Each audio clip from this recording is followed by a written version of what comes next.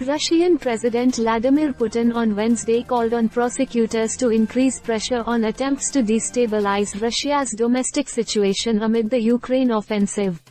Moscow has heightened its crackdown on critical voices since sending troops to Ukraine last year, introducing new legislation to silence dissent. I ask you to react harshly to attempts to destabilize the socio-political situation in the country, Putin said during a meeting with the Russian Prosecutor General's office. Prosecutors should be more active in countering extremism, Putin added. Moscow has used the extremist label to target opposition figures and civil society organizations. The organization of jailed Kremlin critic Alexei Navalny was in 2021 labeled extremist, enabling the detention of several of his supporters and others to be sent into exile abroad. Russia's list of extremist organizations includes jihadist groups, Jehovah's Witnesses, and since 2022 the parent company of Facebook and Instagram, US tech giant Meta.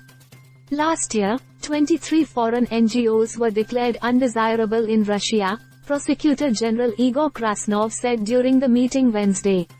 Since the beginning of the Ukraine offensive, Russia has passed new legislation against critics, including a law penalizing what authorities deem fake news about the army.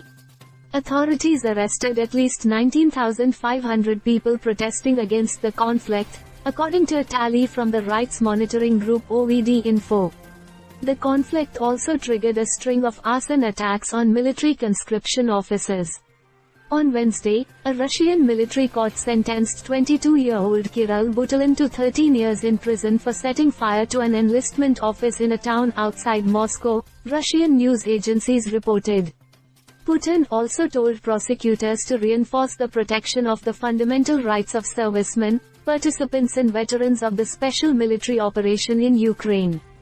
We are creating large-scale positive changes aimed at strengthening the sovereignty of the country and its future, Putin said.